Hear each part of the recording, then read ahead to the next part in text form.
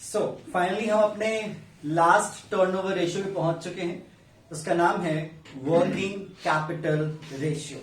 ठीक है, बेसिकली आप इसको वर्किंग कैपिटल टर्नओवर रेशियो भी कह सकते हो कि टर्नओवर रेशियो का हिस्सा है।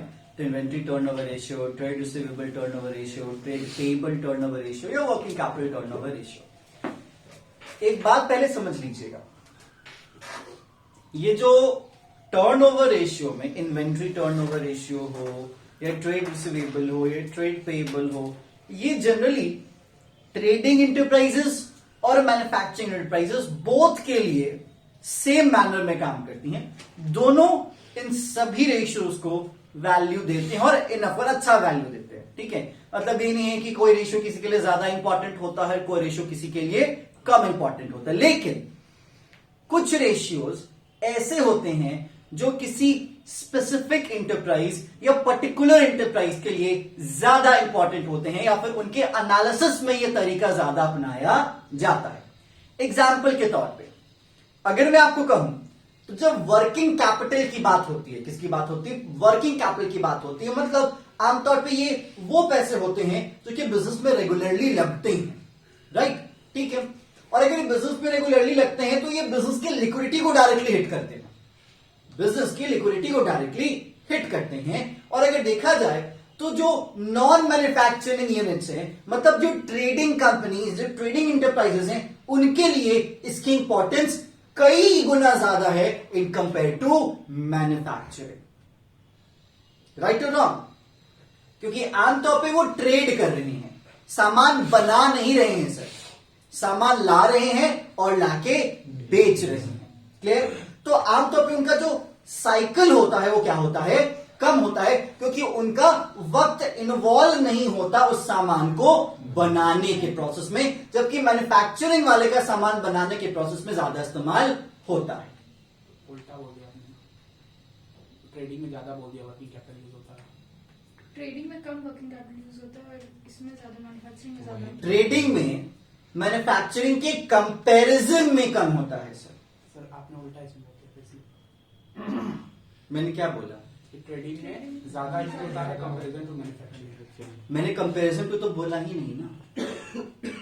मैंने ये बोला कि एक तरफ मैन्युफैक्चरिंग और एक तरफ ट्रेडिंग, जो टाइम फेज होता है, समय ज्यादा लगता है मैन्युफैक्चरिंग में, क्योंकि उसको सामान बनाना होता है और बना के बेचना होता है। मैंने ये कहा ट्रेडिंग में ये वक्त कट जाता है, उसको डायरेक्टली मंगाना होता है और मंगा के बेचना होता है। राइट? मतलब जो साइकिल का फेज है, जो ऑपरेटिंग साइकिल का फेज है, वो कंफर्म मैन्युफैक्चरिंग का बड़ा होगा इन कंपैरिजन टू ट्रेडिंग। तो ये जो वर्किंग कैपिटल है, इसका जो ज्यादा इंपॉर्टेंस होगा वो नॉन मैन्युफैक्चरिंग के लिए होगा इन कंपेयर टू मैन्युफैक्चरिंग, क्योंकि मैन्युफैक्चरिंग में अगर पैसा फंस रहा है वो ज्यादा परेशानी का सबब नहीं बनता, क्योंकि raw material, semi finish, finish, godown में कुछ पड़ा हुआ है वो उनका चलता है। सीधी बात, मैन्युफैक्चरर्स का धंधा उधार पे चलता है सर।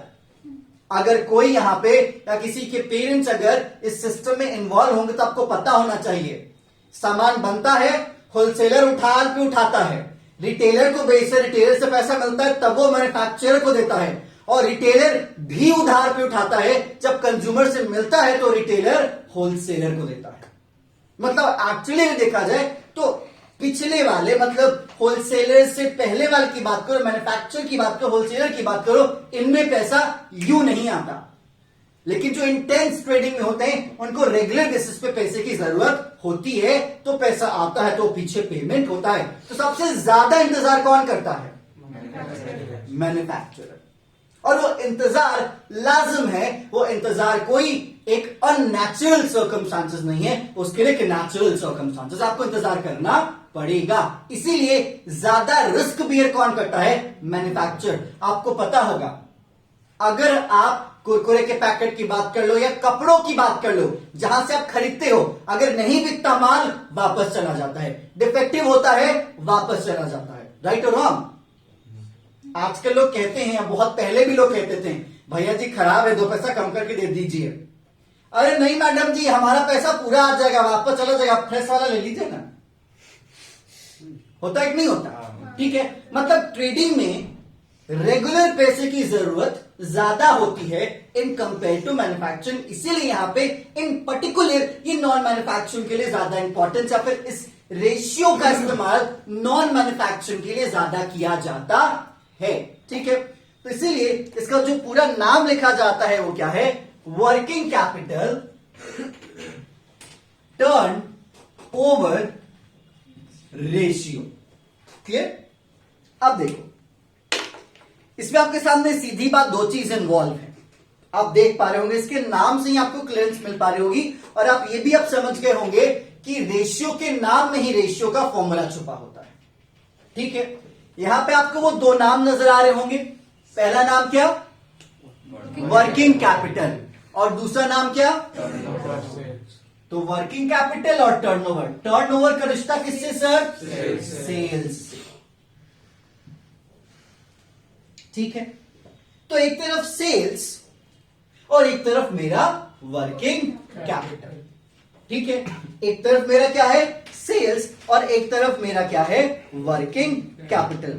ठीक है, तो अगर एकदम स्क्रैच सोचो, एकदम पहले वाला एकदम रॉ सोचना। ठीक है, आपको निकालना है वर्किंग कैपिटल टर्नओवर रेशियो, मतलब वर्किंग कैपिटल टर्नओवर में क्या रेशियो, विच मींस कितने देर में और कितनी इजीली आपके पास पैसा वापस आ जाता है, मतलब आपके करंट असेट, आपके जो करंट असेट्स हैं वो कितने टाइम्स वापस आते हैं इजीली विदाउट कहीं पे फंसे। तो अगर इन दोनों के बीच का अगर आपको रिलेशनशिप फाइंड करना है तो आपको एक फॉर्मूला बनाना होगा। वो फॉर्मूला आप अपने मन से बताइए क्या बनाएंगे, सेल्स अपॉन वर्किंग कैपिटल। याद है ना, जहां से हमने शुरुआत की थी फिर से हम वहीं पे पहुंचे हैं। ठीक है, जनरली आप अपने बुक में नहीं देखोगे, मैंने आपको बस पहुंचाने की कोशिश की है कि आपको ये चीजें समझ में आ जाए। जैसा कि मैंने इसकी शुरुआत के प्रोसेस में ही बताया कि एक तरफ ट्रेडिंग कंसर्न तो एक तरफ मैन्युफैक्चरिंग कंसर्न। ये ज्यादा इंपॉर्टेंस किसके लिए रखता है, ट्रेडिंग के लिए। ठीक है, मैन्युफैक्चरिंग के लिए रखता तो हमें कॉस्ट को ज्यादा वैल्यू देना होता, लेकिन अगर ट्रेडिंग के लिए रहता है तो मुझे कॉस्ट को ज्यादा वैल्यू देने की कोई जरूरत नहीं है।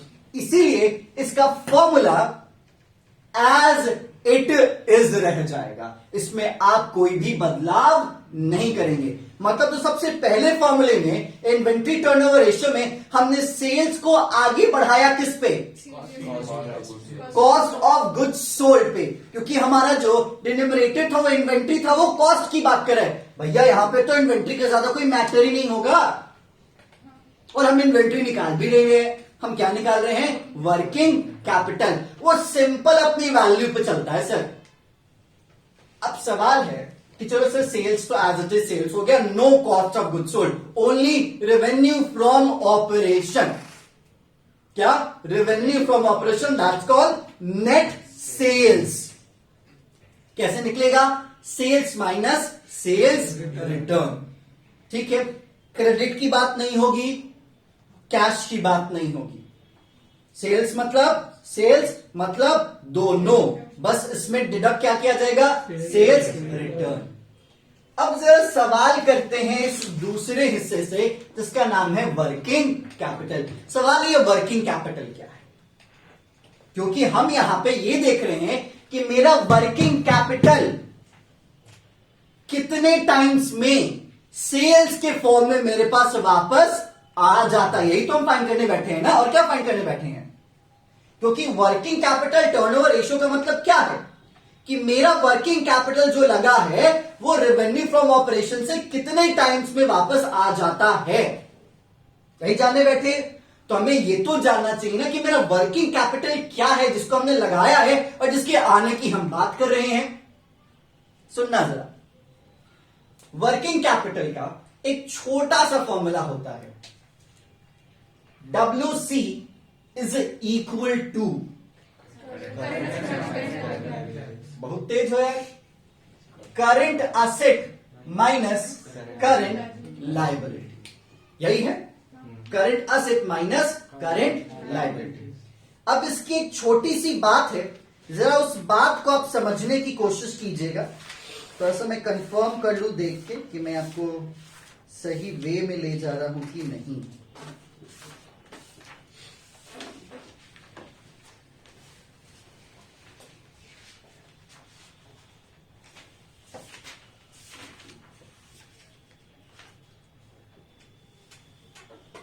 हाँ जी, ठीक, चलिए समझिएगा जरा।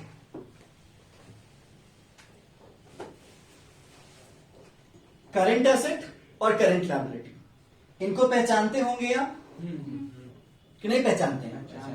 इनको आप आराम से पहचान रहे हैं, ठीक है। आप सामान लाए, रॉ मटेरियल्स लाए और सामान बनाए, ठीक है, तो स्टॉक होगा।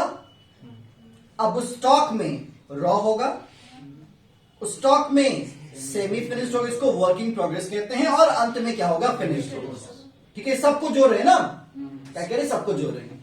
तो मान लेते हैं आपके स्टॉक की वैल्यू, जिसको करंट एसेट में जगह दिया जाता है, वो है 30,000 का। कितना है? 30,000 का। क्लियर? करंट लायबिलिटी में क्या आएगा? शॉर्ट टर्म बोरोइंग्स कह लो, क्रेडिटेड भी तो आ सकता है, ट्रेड पेबल भी तो आएगा। मैं एक्चुअली इसको ओवरऑल क्रेडिटर कहते तो कोई दिक्कत होगा नहीं। तो मैं इसको क्या लिख देता हूं? Working capital is equal to current asset minus current liability. और करंट लायबिलिटी में मैं क्रेडिटर की बात करता हूं, जो है मेरा 20,000 का। स्टॉक मेरा 30,000 का, कितने का? 30 का। और क्रेडिटर कितने का? 20 का। समझिएगा जरा। अब छोटी सी कहानी, ठीक है, उस कहानी को समझिएगा। एक सामान में लाया था। सामान क्या था? आप मानो कि जो लकड़ी के जो बड़े बड़े गट्ठर होते हैं, जिसको हम लॉग कहते हैं, ठीक है, वो हम टिम्बर से मंगवाए थे। टिम्बर से क्या, जो जिनके पास होता है वो मंगवाए। टिम्बर तो मेरे ही पास होगा। हमने मंगवाया, उसको छोटे छोटे टुकड़ों में काटा, ठीक है, उसको जोड़ा, कारीगरी करी, चेयर बना लिया। हमने चेयर बना लिया। तो जो बना हुआ चेयर है वो मेरे लिए स्टॉक होगा कि नहीं होगा? जो बना हुआ चेयर हो मेरे लिए क्या हो गया? स्टॉक। तो वो स्टॉक मेरे लिए क्या हो गया? Current asset. लेकिन उस लॉग को मैंने खरीदा था उधार पे। उस लॉग को मैं खरीदा था उधार पे, ठीक है, और उस लॉग की कीमत थी 20,000। तो करंट लायबिलिटी में कितना हो गया? 20,000। कोई दिक्कत यहां पे? कोई मुझसे आके पूछता है, वाह भाई बड़ा सुंदर चेयर लग रहा है, कितना का है? हमने कहा 30,000 का, ठीक है। उसका अच्छा, हमें को चला रहे हो, लकड़ियां तो बेचा तुमको 20,000 में, तुम बता रहे हो 30,000 में लकड़ी है ना। मैंने कहा हाँ भैया लकड़ी ही है, तो चेयर क्यों खरीदने आए हो? वहीं से खरीद लेते, लगा लेते। या वो भी क्यों खरीदो, जाओ पेड़ पे बैठ जाओ, उसको तो लगाने में कुछ ना लगे। क्यों? क्योंकि हमने उसको 30,000 इसलिए बताया क्योंकि एक तो मेरे रोकड़े वाली पूंजी, जिसको शुद्ध भाषा में धन पूंजी कहा जाता है, that's called proper amount of cash that is invested in the business, capital, ठीक है। लेकिन इसके अलावा भी सर कुछ पूंजी है जो कि मैंने लगाया है अपनी मेहनत से, जिसको हम नाम दे देते हैं प्रॉफिट का, लेकिन एक्चुअली वो मेरा क्या बनता है? Working capital. क्योंकि मैं वो पूंजी हूं जो काम कर रहा हूं बिजनेस में। मेरे साथ मेरा पैसा तो काम ही कर रहा है, लेकिन अल्टीमेटली उस पैसे से भी कौन काम करवा रहा है? मैं। और उसकी वैल्यू क्या है? इसी का डिफरेंस। तो इसका डिफरेंस कितना हो गया? 10,000। तो आपके बिजनेस का वर्किंग कैपिटल कितना निकला? 10,000। क्या हुआ? वर्किंग कैपिटल सिर्फ डे टू डे एक्सपेंसेस जो होता है वो। मैं ये भी तो नहीं कह रहा। मैंने एक तो अप्रोच बताया ना कि आपका स्टॉक इतना, हाँ ठीक है, और आपकी लायबिलिटी इतनी, हाँ। आपने माइनस करके निकाला तो ये हो गया वर्किंग कैपिटल। इस फॉर्मूले के पीछे की कहानी क्या है? यही है ना, आप अपना जो इन्वेस्ट कर रहे हो, क्लियर। इसके अलावा वर्किंग कैपिटल के और भी कई सारे फॉर्मूले हैं। जिस फॉर्मूले पे आपको रेशियो का प्रॉब्लम सॉल्व करना है, उस फॉर्मूले को मैंने बताया और फॉर्मूले को एक कहानी से मैंने यहां पे जोड़ने की कोशिश की ताकि फॉर्मूला आपके दिमाग में बैठ जाए। क्योंकि अगर आप देखोगे तो वर्किंग कैपिटल का फॉर्मूला आपको क्या बताया जाता है? Current asset minus current liability. तो आप तो सवाल पूछोगे सर कि सर असेट ज्यादा वाला लायबिलिटी कम वाला, वही मार्जिन मेरा वर्किंग कैपिटल क्यों? क्योंकि वर्किंग कैपिटल का यही सेंस है। तो working capital is equal to current asset minus current liability. जो पैसा, जो मेहनत मैंने लगाया अपनी तरफ से, वो मुझे रेवेन्यू के फॉर्म में कितने टाइम में मिल रहा है, वो वापस मेरे पास कितने टाइम में आ रहा है, ये मुझे जानना जरूरी है। क्योंकि अगर आप अपना बुक भी देखो तो बुक में क्या कहता है? This ratio is of particular importance in non-manufacturing concerns where current assets play a major role in generating revenue from operations. आगे कहता है, this ratio reveals how efficiently working capital has been utilized in making revenue from operations. In other words, it shows the number of times working capital has been rotated in producing revenue from operation. मतलब कितनी बार उस working capital का हमें इस्तेमाल करना पड़ रहा है इस रेवेन्यू को जनरेट करने के लिए। आगे कहता है यहां पे, अ हाई वर्किंग कैपिटल या high working capital turnover ratio क्या दिखाता है? बिजनेस का एफिशिएंट है, क्योंकि ये हाई तब होगा जब ये हाई सेल होगा, ज्यादा होगा। और सेल ज्यादा तो ही हमें चाहिए ना, हमें और क्या चाहिए? ठीक है। और अगर ये लो है मतलब वर्किंग कैपिटल हमें ज्यादा लगाना पड़ रहा है उस कम अमाउंट के सेल्स को पाने के लिए। तो आप क्या चाहोगे? सेल ज्यादा। मेरा कम लगे, मुझे ज्यादा मिले, यही चाहोगे ना? कि चाहोगे कि मैं जितना लगाऊं अपने आप को बेच के भी लगाऊं, आए कम? नहीं, आप कम लगाएं, आपको ज्यादा है। मैं तो यही चाहूंगा ना सर कि मुझे कम पढ़ाना पड़े और मेरे पास रैंक होल्डर्स हो। चाहूंगा कि नहीं चाहूंगा? मैं तो यही चाहूंगा ना कि मैं आऊं, 10 मिनट चेहरा दिखाऊं और सब मेरे टॉपर्स बन जाए, मेरा बैच भी भरा रहे। मैं यही चाहूंगा। बेशर्मो, ये बोल रहे हो ये मैं चाहूंगा? मैं ये चाहूंगा कि मैं अपना इनफ लगाऊं और उस इनफ पे मुझे कई टाइम्स रेवेन्यू मिले। ये सब बेशरम बोल रहे हैं हाँ, क्योंकि इसकी भी इनफनेस जरूरी है। आप ये नहीं सोच सकते हैं कि आप कम लगाएंगे और आपका एकदम कुबेर का जैसा भरा रहेगा। ठीक है, तो सिंपल सी चीज, ये आखिरी रेशियो आपको यही बताता है कि आपका वर्किंग कैपिटल जो आपने लगाया है वो रेवेन्यू को फॉर्म में कितने टाइम्स में आपके पास घूम घाम के आ रहा है। क्लियर? तो चलिए, यहां पे टर्नओवर रेशियो या एक्टिविटी रेशियो या परफॉर्मेंस रेशियो हो जाता है खत्म। अब थोड़ा फ्लैशबैक बाकी सारे रेशियोज का हम कर लेते हैं। हम बात कर रहे हैं टर्नओवर, एक्टिविटी या फिर परफॉर्मेंस रेशियो की। इसमें पहला रेशियो हमारे सामने क्या आया? Inventory turnover ratio. इसका एक और नाम है स्टॉक टर्नओवर रेशियो। उसका फॉर्मूला क्या आया? Cost of goods cost of goods sold upon average inventory. ठीक है, एवरेज इन्वेंट्री कैसे निकाला? Opening plus closing upon 2। Cost of goods sold is equal to, सबसे पहला वाला formula, sales minus gross profit. ये ना हुआ तो जो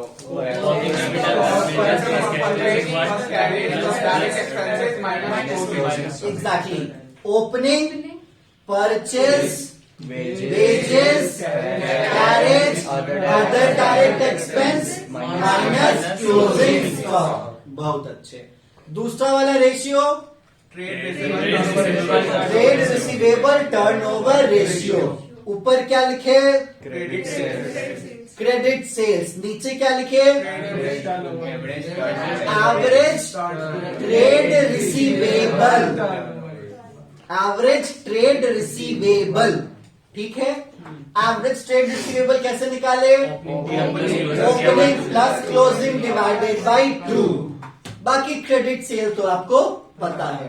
तीसरा क्या था? Trade payable turn over ratio. Formula क्या था? Credit purchase upon average trade payable ratio. Average trade credit purchase divided by average trade payable. Average trade payable कैसे आया? Opening plus closing divided by 2. ठीक है. क्रेडिट परचेज आपको पता है. यहां पे सिंपली याद रख लीजिएगा, टोटल परचेज में से हम कैश परचेज घटाएंगे, अगर परचेज रिटर्न है वो भी घटा देंगे, तो मेरे को क्या मिलेगा? Net credit purchase. क्लियर. और आखिरी रेशियो आपके सामने यूं ही खड़ा है. इसका नाम है वर्किंग कैपिटल टर्नओवर रेशियो. इसका फॉर्मूला हुआ नेट सेल्स या sales upon working capital. Sales का दूसरा नाम रेवेन्यू फ्रॉम ऑपरेशंस. ठीक है. कॉस्ट ऑफ सेल्स का दूसरा नाम सॉरी नहीं. Cost of revenue from operation.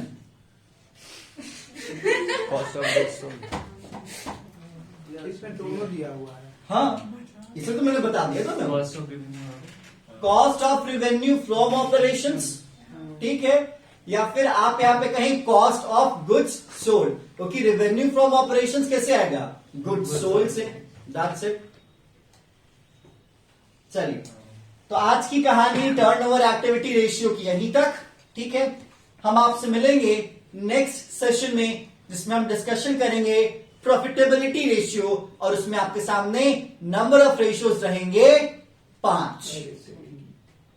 कितने रहेंगे? 5. ठीक है. तो चलिए, stay tuned for the next session, और तब तक के लिए क्वेश्चन की प्रैक्टिस करते रहिए.